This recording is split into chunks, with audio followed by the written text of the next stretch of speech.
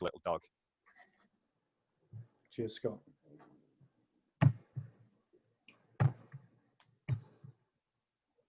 You're away, little dog.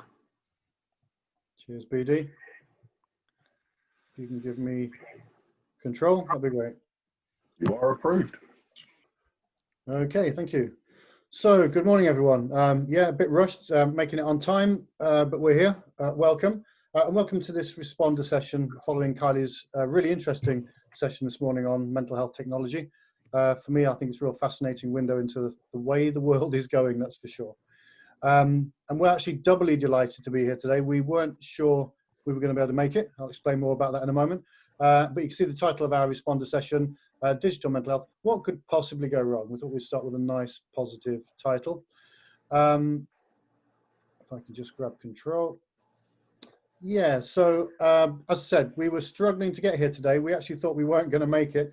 Some of you may be aware, in the last week, we launched a new suite of national qualifications on suicide prevention and awareness called STEPS. You can see it mentioned down at the bottom right there. We've been really, really busy since that launched, and we actually thought we were going to have to record today's session, make a little bit more use of digital technology to be able to deliver this. But with a little bit of juggling of calendars and customers, dare I say it, we've managed to make today's session. So we're really, really happy to be here. For those of you who don't know us, we're Big Dog, Little Dog. I'm Bob Kitchen. I'm the little dog of the pack. Kev, my colleague there, hopefully you can see, is the big dog. If you ever meet us in person, you'll see why. We are a small two-man community interest company, a not-for-profit company that provides predominantly training around mental health. And we run around in person and virtually these days, of course, delivering a range of training. Could be mental health first aid, suicide awareness and reduction training, stress management, etc. A range of different mental health related training courses to a wide range of customers, people in welfare to work, voluntary sector, private sector, ranging from small micro businesses through to multinationals. We are both, formerly we used to run welfare to work organizations ourselves. Kev and I met when we were each chief execs of organizations supporting people with poor mental health into employment. We met as rivals, became friends and colleagues, and then later business partners. A few years ago, we decided to jump off the hamster wheel, start Big Dog, Little Dog, and really do what we love, which is providing training and support to people around the issues of mental health, particularly with a workplace focus. We do also deliver consultancy services around the issues of mental health and work as well. So on today's session, we thought it'd be useful to just really cover the three main types or uses of digital resources, online resources that are available to people around managing mental health. In a moment, Kev is going to talk to something wonderfully called psychoeducational apps, apps that are designed to help people learn more about mental health, particularly their mental health. Then he's going to hand back to me, and I'm going to just take us briefly through the support apps that are available, apps that are around taking us beyond education into actually receiving support around mental health and improving our well-being. Then back to Kev, who's going to talk us through remote interventions. This is where digital technology is used to help in the actual delivery of what traditionally would be face-to-face service for people. So I'll hand you over to Kev and take you through psychoeducation. Thanks, Bob, and good morning, everyone. So as Bob says, this section's on psychoeducation apps, i.e. how can the internet be used to learn more about how the mind works, more about mental health, mental ill health, maybe learn more about my condition and what works for it. To talk about the potential dangers here, I'm going to take you on a bit of a personal story and tell you about the day I broke the internet. So bear with me, it's not the shortest of stories, but it will eventually have some relevance. First of all to say, Bob and I, Bob's 4 and I'm 53 for another month. So when the 80s came in, we were both just in our teen years, and what a decade it was for music. Certainly the early half of the 80s, the most outstanding music probably ever made. And exactly 2,083 weeks ago today, I know exactly where I was. I was in my mum's front room, sat in front of the telly, as every teenager was on a Thursday night, to watch Top of the Pops. And as I'm sitting there watching it, as I did every week, this happened. And I sat spellbound. These guys, Adam and the Ants, singing a song called Dog Eat Dog, and I instantly became a fan of the look, the sound, the movement. I wanted to become an ant warrior. The posters went up on the wall. These guys were my heroes. I was the ultimate fanboy. Days turned into weeks, months, and years. The boy grew up into a man, and then grew up a bit more, and grew up a bit more. Moved on to other musical genres, but the ant warrior lived on inside of me. And when the internet came out, it gave me the opportunity to reignite that passion through the use of forums. And I was a member of an Adam and the Ants forum, 40, 50 members worldwide. Then, January 2012, I discovered a website where you could type in anyone's name and it would create a fake web page saying that that person had died.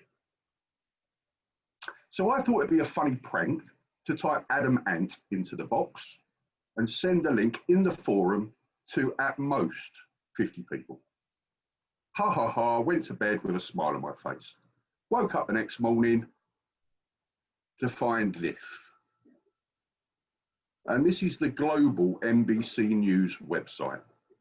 Not only had I made front page of NBC worldwide, it was in the top 3 trending hashtags on Twitter that Adam Ant had died.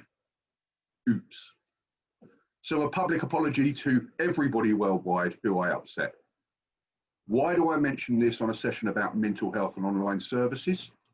Because we have this issue. If it's on the internet, it must be true. Well, of course, we know that anyone can put anything on the internet. But this is particularly true of modern day society. And when we start looking at the use of apps for mental health, there's some frightening facts out there. Here's 3 of them for you. First of all, most people choose their mental health apps through social media, Googling, or a mate told them about it, not professionals recommending them. Secondly, in 2017, this survey was done of the 25 most popular anxiety and worry apps for iPhones. None of them complied with what evidence-based treatment said, this is what works. So they were all giving the wrong advice.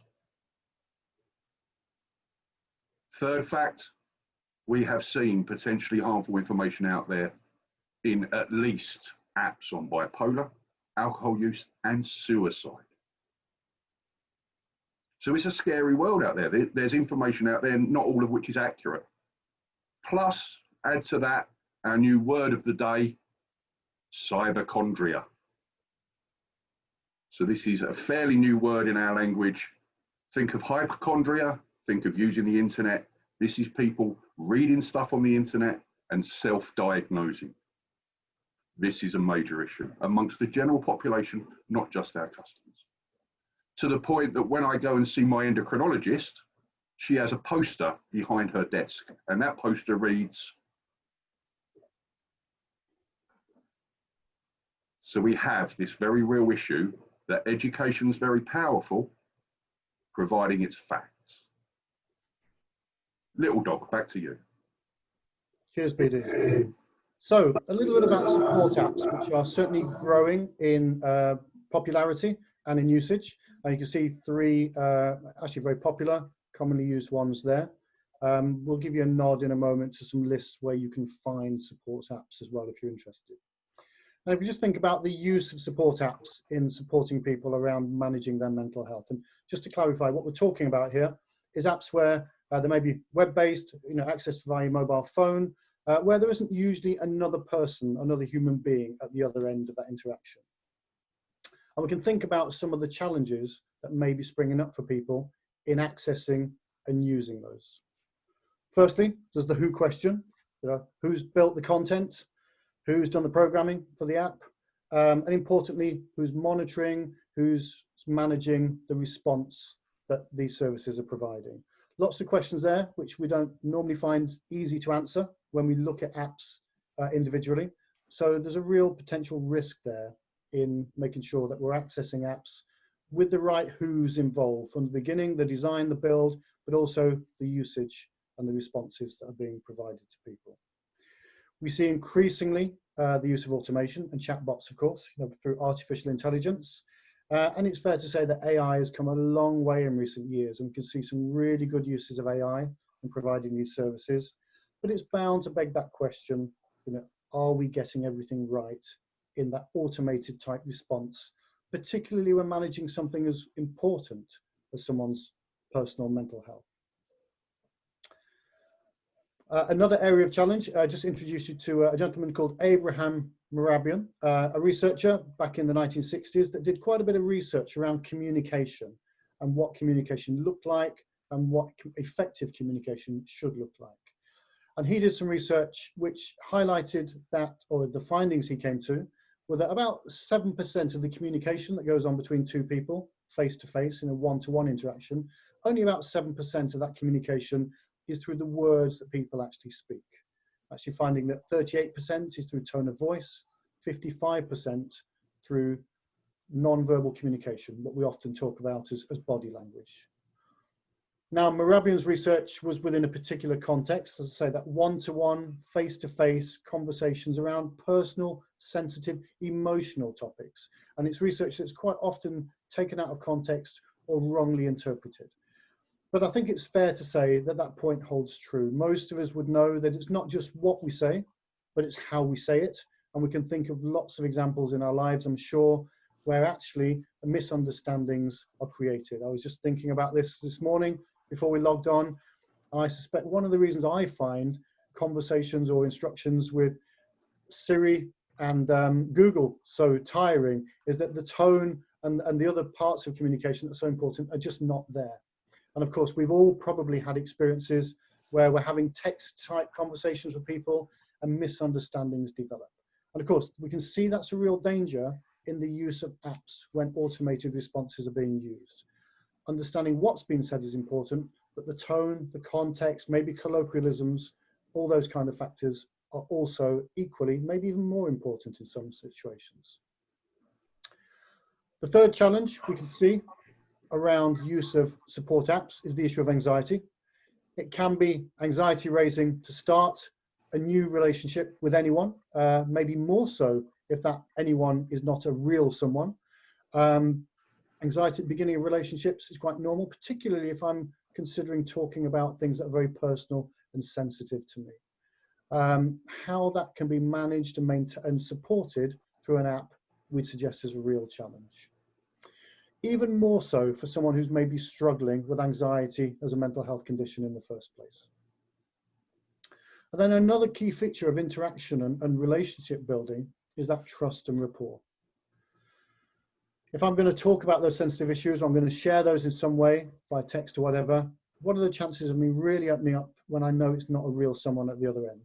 And all those things that we do quite naturally and instinctively as human beings to build trust and rapport, how do we build those into an automated service is again another real challenge. Motivation, I think Kylie touched on an aspect of this in her session as well. We can think about lots of areas of life where we look to engage self-led activity, could be self-led learning, gym membership, whatever, and we know how difficult it can be for any of us to manage the motivation part of that engagement and actually get ourselves using that service, using it well, using it in the way that it should be used. That can be particularly difficult maybe for people who are struggling with issues of depression and anxiety-based conditions as well. So how do we, within those automated apps, build in a way of managing and supporting motivation? If you're running a gym and you know that a relatively high percentage of people sign up and don't attend, no big problem necessarily. But we'd suggest there's a more ethical and moral question when looking to engage people with these kind of mental health supports and encouraging people to be motivated, access them and use them. And of course, if we're talking about mental health, unfortunately, from time to time, crises happen. I may be using a mental health app for that support, doing some positive work there. If I hit a point of crisis, what happens? Who do I turn to? Is there somebody to turn to? Is there a red button, and who's at the other end of that if I press it? And then finally, before I hand back to Kev, the whole issue of authenticity and effectiveness. And Kev touched on this a few moments ago. Does the app do what it says on the can? Is it evidence-based? Is it providing the service that I think it's going to provide? Is it actually working for me in the way that I expect? And when we're looking to apps, you may or may not know this, but as Kev said, anyone can build an app, anyone can promote an app and get people to engage with it and use it. But there is a process through the NHS for approving apps. There's a screen grab of the web page there of apps that have been tested and approved by the NHS. We've put there a tiny URL link at the bottom of the page, so you might want to take a print screen of this or grab the slides later if you're interested, but you can navigate to that NHS page and you can find there currently a list of 22 apps, but we expect that to be growing, certainly as a response to some of the challenges that we've all been dealing with this year through lockdown and some of the ramifications of that. We are seeing an increase in people turning to support apps. So really important that rather than, as Kev was suggesting, having the majority of people finding apps through Google searches or just what they've heard about or stumbled across on the internet, we'd suggest really important for someone in real mental health need that they're engaging and using apps that have been NHS approved. And that's a really rigorous and robust approval process. You can see there outlined on the left-hand side the steps that anybody who's wanting to have an app approved by the NHS would have to go through. Certainly a whole range of eligibility checks. They'd need to understand where that app is being developed, who's developing it, have them register those details, and then a whole variety of technical assessments and standards to make sure that what's being published is robust and is efficacious in terms of supporting people around their mental health. And again, a tiny link there if you're interested. If you are developing apps, there may be people on this session here, or you may know people, you can certainly click through to there and explore that process for app approval within the NHS. Kev, back to you. Thanks, little dog. Okay, so we've looked at psychoeducation apps, ones where we can learn about our mind. We've looked at support apps, those 24/7 apps that we can access support. Now let's focus in on the third main type, which is remote interventions. And by that, we're talking about live support with a human being on the other end of the line. Without a doubt, video conferencing has been the #1 success of lockdown. When we think back to March and how little it was used by most people then, fast forward to now. It hasn't been without its challenges. Although I've already given you word of the day, there's another word now in our vocabulary called Zoom bombing. And Zoom bombing, Zoom raiding isn't just about the Zoom platform. But I'm sure you've all seen news stories of people gaining access to what was supposed to be a closed meeting. Whether that was the cabinet meeting that people managed to get into, but we can even bring that closer to home. One of our partners in creating these STEP suicide qualifications is LearnBox.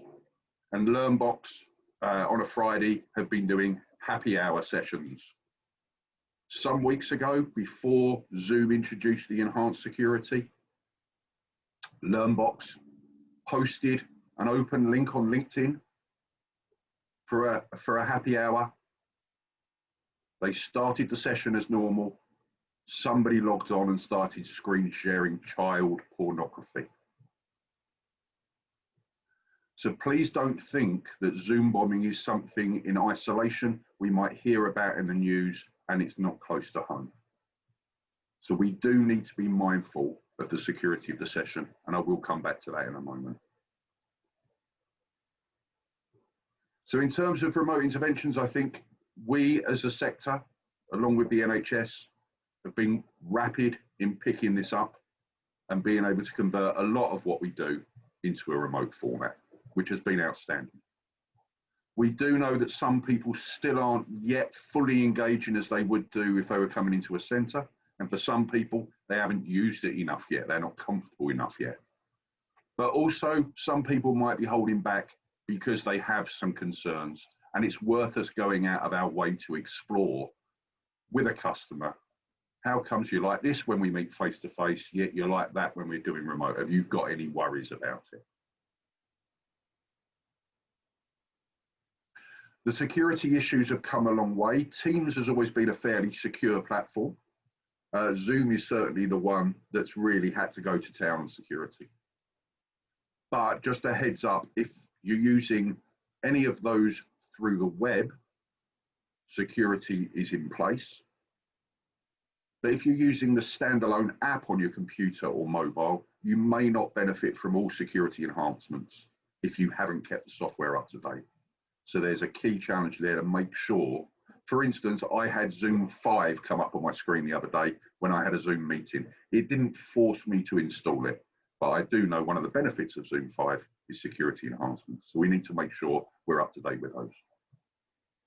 Now, it's great having this on-demand channel, provided we've got on-demand staff. And this isn't a dig at welfare to work. We certainly know within some NHS services, people have been left waiting for scheduled appointments. So we really need to make sure that if we're offering this service, we're staffing it up appropriately. In the long term, it is a cheaper service than face-to-face because of premises costs, travel, etc. But we shouldn't ever look at it as a way of reducing the staffing load that's required to offer a good service. We need to ask some questions around what do we do if someone fails to attend? We've heard some stories of people failing to attend and not enough robust follow-up on that. We need to make sure that we've got systems in place to find out why they failed to attend and to take appropriate action to give off the right message that this is still an important thing to do. We know of some NHS services who will try and contact someone for a live session 3 times, and on the 3rd attempt, they'll send out a letter. I'm not suggesting we adopt that as practice, but we need systems on that. What do I mean by UTCs? Unable to connect. So where we have someone who legitimately couldn't join the session for technical reasons, maybe they didn't have any credit on their phone, they didn't have any signal, their computer broke. Again, we need to make sure we've got a system for dealing with that that's probably gentler than the failing to attend. I'll just come back to what Bob was telling us about Morabian and that overarching science of how we say something is at least as important as what we say. And although video conferencing allows us to hear tone of voice and to read some body language, we still don't get full picture. We don't see how the person is when they're turning up at the centre, when they're waiting in reception. We only get to see what's on cam, not what's below the desk. We don't get to see the person walking out of the centre. So it's better than those faceless apps, but it's still not as enhanced as a face-to-face interaction. And then Bob also mentioned the red button. What happens if during one of these sessions, someone enters crisis? And we've got real concerns here. So imagine you've got a customer joining a one-to-one session out and about in a coffee shop somewhere, and they express a wish to die, an intent to self-harm, and then they cut the call. What can we do about that? How do we know where they were? Who should we turn to? We need to be clear on those things. Little dog, back to you.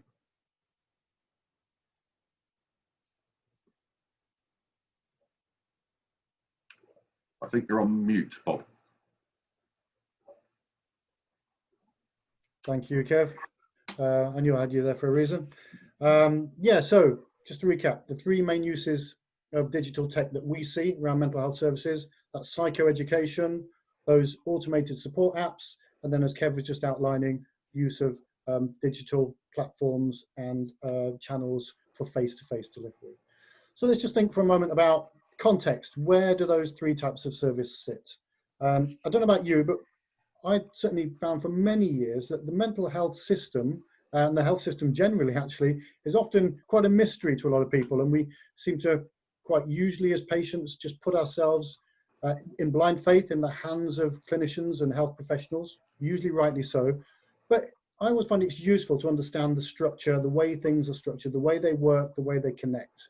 And certainly with my background in welfare to work, supporting people with mental health needs into employment, once I started to get a handle on the health system and how it works and sometimes how it doesn't, that really helped me support people when encouraging them to reach out and get the supports that they need. I just got on the slide there for you, just a quick overview of what's called the stepped care model. And this is how we see health services generally structured, and it certainly applies within the NHS for mental health services. And you can see those steps there where we see increasing levels of support and resource that are provided to people based on assessed levels of need and or risk sometimes as well.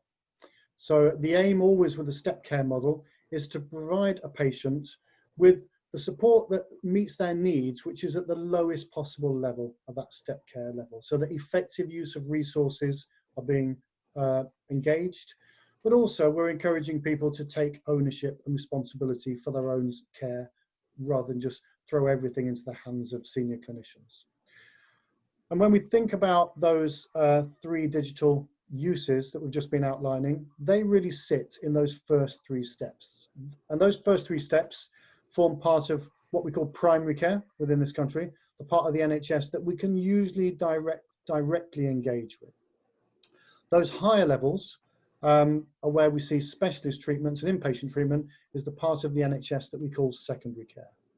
And certainly when we look currently at the use of digital technologies for mental health support, they fit within those first 3 steps, that primary care bit. So we'll just briefly take you through those.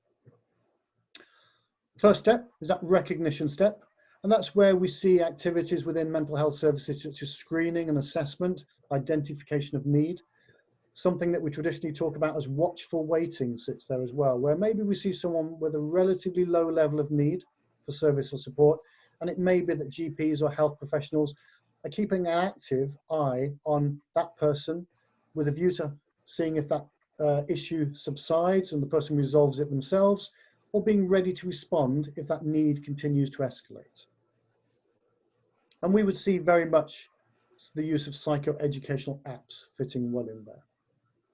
So that information providing really key. Again, mindful of the point that was made earlier, that people are getting good information that's accurate, is supporting people in understanding what's going on for them and in understanding how they can best manage their own well-being and what's available to them beyond that. So that information education piece really fits well in that first step, that recognition step. That's about psychoeducation, not about diagnosis. I've seen already in the chat, you know, that somebody mentioning sometimes we go into our GPs already having diagnosed ourselves, and I see this increasingly around the world of mental health. There's a real flavor and a taste at the moment people have for self-diagnosis and diagnosis of other people as well. Really important to remember that people go to medical school to train to do this stuff. It takes a lot of training, a lot of practice, a lot of support and supervision to do that well. So it's about psychoeducation, not about self-diagnosis. So mindful of that hypochondria, people looking at a bit of information and deciding this is what I must have therefore. And certainly in our training lives, we see that happen time and time again. So mindful of that risk. Again, if we're looking at that information, just a reminder that we need to be looking at who's providing that information. You know, is it through approved sources? Is it NHS approved? It may be third-party providers, but we need to be thinking about, are they good quality, well-informed and accurate third-party providers? What's their data source? Where's the evidence that they're drawing upon? Really important as well that if people are accessing apps for that information and education, that there's clarity on what happens next. How is that app supporting someone in their journey to improved well-being? It's not just information for the sake of it, but it has context, it has fit, and it supports someone in what they're trying to achieve. And if need be, where they can turn to for further assistance. We look at that second step, what's called low intensity. That's where there's a little bit more need, perhaps. Somebody is beyond that stage of assessment and screening or that watchful waiting, and then now engaging in mental health support and provision. We see increasingly use of self-led supports there as well. So already many mental health services such as IEP, encourage and use very effectively self-led support, where maybe they're providing workbooks for people to take away and work on in terms of managing depression or anxiety. And we can see, again, increasing use of apps there as well. Really important, again, that they're evidence-based and that there's some clinical involvement, not just in the design of the app, but the apps that are being used fit within whatever clinical interventions are being provided in that low-intensity support. Somebody may not be getting one-to-one clinical support. They may be attending groups, face-to-face or online, but that there is some kind of clinical involvement and support there as well is really key. And again, as Kev flagged up, we both flagged up earlier, what happens if someone's well-being takes a downturn and they need more than that self-led support? What response to crisis is in place? If I'm going to use that digital support as part of that self-led support, that low-intensity support within my NHS provision, making sure, again, there's good connectivity, both to the digital service, but to the IAPT or mental health service that's being provided. And in some cases, that might even include private therapy and inputs as well. And again, that question that Kev flagged up, the underpinning science, evidence-based. Got there some examples of types of therapy. CBT is the #1 therapy of choice within primary care mental health services in this country, cognitive behavioral therapy. And we can talk about something actually providing CBT or being based on the principles of, and Kev's going to talk more to that in a moment. Really important that we understand the difference between a CBT intervention and maybe an app that talks about being based on the principles of CBT. Kev, a couple of real world examples from you on that. Yeah, I'll make it quick because we've cut into Q&A time already. So okay. 2 examples where that phrase, based on CBT principles, could be used without lying. Example A, if I've got an app designed by experts, reliable data, randomized controlled trials have proved it to be effective, and the NHS have approved it. If I've got those criteria, that's a big tick. Kylie will have spoken about randomized controlled trials take time, so we're not looking at, it has to tick all 4 boxes, but these are what makes that statement at the top believable. Example B, though,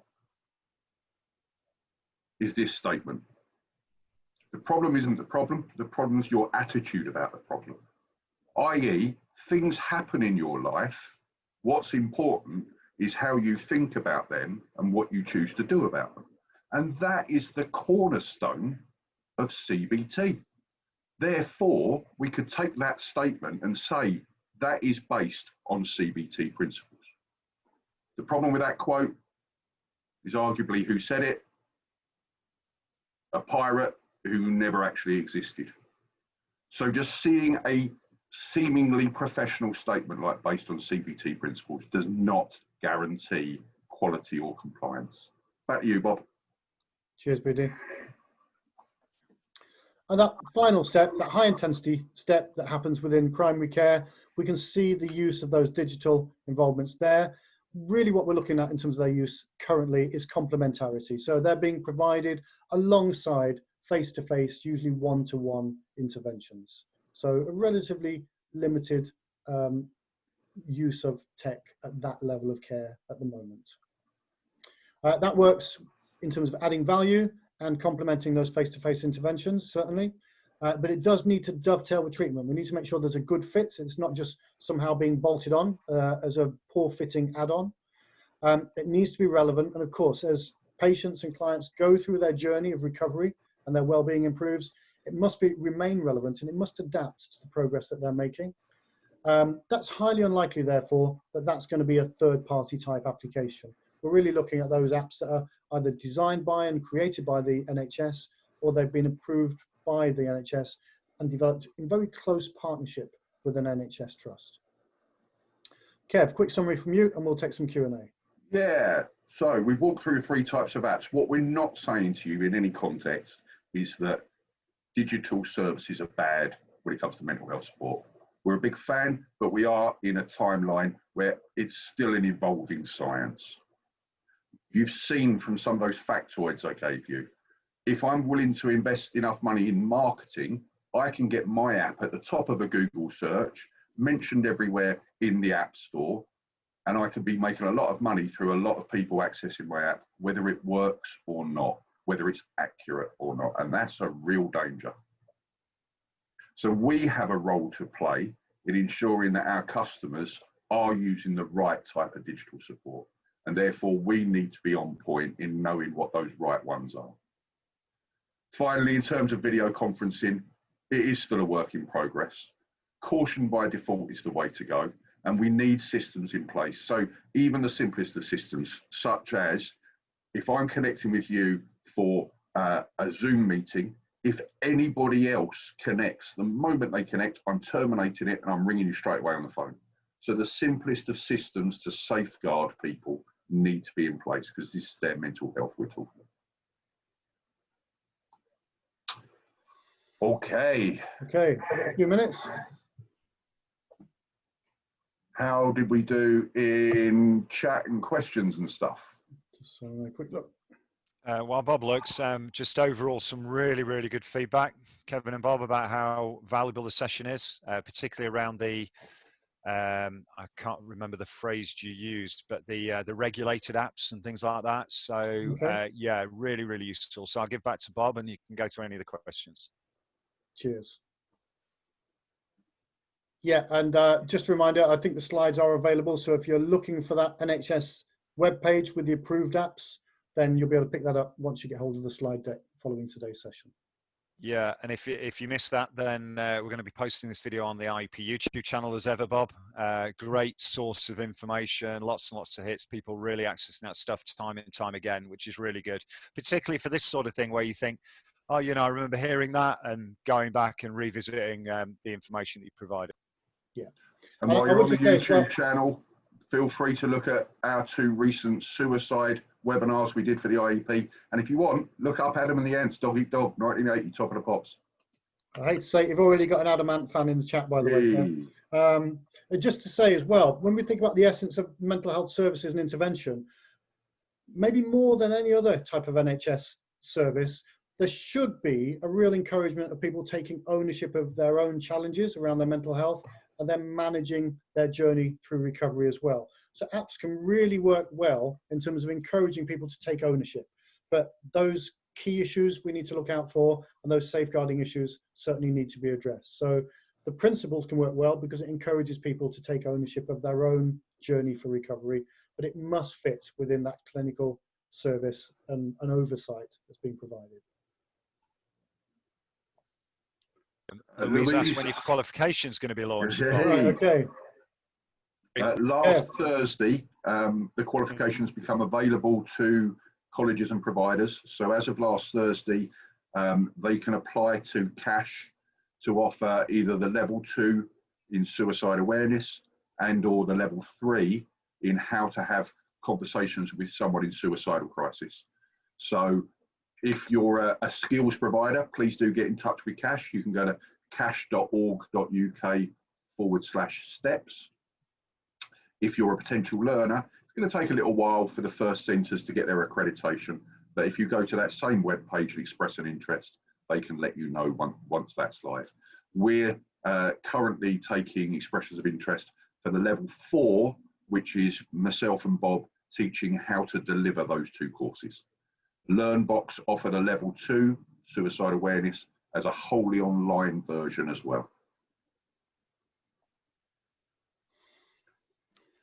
Anything else with us? We've got 3 minutes. Yeah, no, just great feedback, to be honest, Bob and Kev. As usual, you've kind of covered all the aspects needed, and people are, I don't necessarily think blinded by science, but certainly have been given a chunk of information, definitely. I very much personally enjoyed the session again today, as we ever do, and you're right, head on over to the YouTube channel, the IP YouTube channel, and watch those other 2 webinars you've done for them, because it's really important. I think the biggest danger, as hopefully we've expressed clearly here, is these days the internet is like having a book that's got the answer to any question you can think of at your disposal with no control over the authors. So it's got the answer to anything you can ask, plus a load of, I was going to swear then, rubbish. Think back to when we were kids. If you wanted to know something, you had to go to the effort to go to the library, and you knew that every book in the library was a credible source. We've become lazy as human beings. We tend to just make the most superficial inquiry and believe the first thing that hits our eyes. And that's the big danger we've got when it comes to mental health and digital support. And of course, we may not traditionally within the world of welfare to work see that information provision around mental health services is necessarily within our remit. But of course, we see increasing numbers of people coming to us with mental health need. And at the very least, even if we're signposting people and trying to point them in the right direction, a few words of wisdom to help them and guide them on that journey makes great sense. You know, if you're giving directions to someone in the street, you'd like to give them good directions and warn them of any potential mistakes or pitfalls. The same would apply in this. So yeah, a few key points to flag up with people so that they're approaching these things in an informed way. It makes good sense at the very least. I think we had a really great example during lockdown. We've got a Facebook account called Big Dog Little Dog, not because we use Facebook, we needed it for something else. And during lockdown, we received a message on there asking if we were able to trim someone's chihuahua for them. Not a euphemism. If someone had said to them, search for Big Dog Little Dog, dog groomers, they probably would have got a better result. But it's that laziness of just the first response is the one I'm taking. Well, I would suggest it means that you're quite up in the Google rankings, Kev, so it might be quite a useful thing. True, but look at us. Can you imagine us cutting a dog's hair? Who wouldn't want that? When was the last time we cut hair? There you go. Right, well, I think we're done, guys. Thank you very, very much for joining us at the Digital Technology Conference, Day 2, one of our first responder sessions to Dr. Kiley's session. As I said before, if you got the opportunity to watch again or to see some of the stuff you might have missed from yesterday, please do that. There's loads of other learning content, including the 2 webinars that Kevin alluded to earlier that Big Dog Little Dog have already done for us. Lots and lots of stuff on there. Lots of stuff to come this afternoon. We've got the MZ seminar. We've got 2 responder sessions from both from CogniSoft and from Skills Forward. All of that kicks off at 12:30. We're going to go and get the technology stable again, making sure that everything's all right. Might even get a cup of tea. I would advise you do the same, get a sandwich and come back. And if you want to do some dog grooming in the interim, then maybe you've got time for that as well. But join us at 12:30 and we'll see you very soon. Thank you very much. Thanks, everyone. Thank you.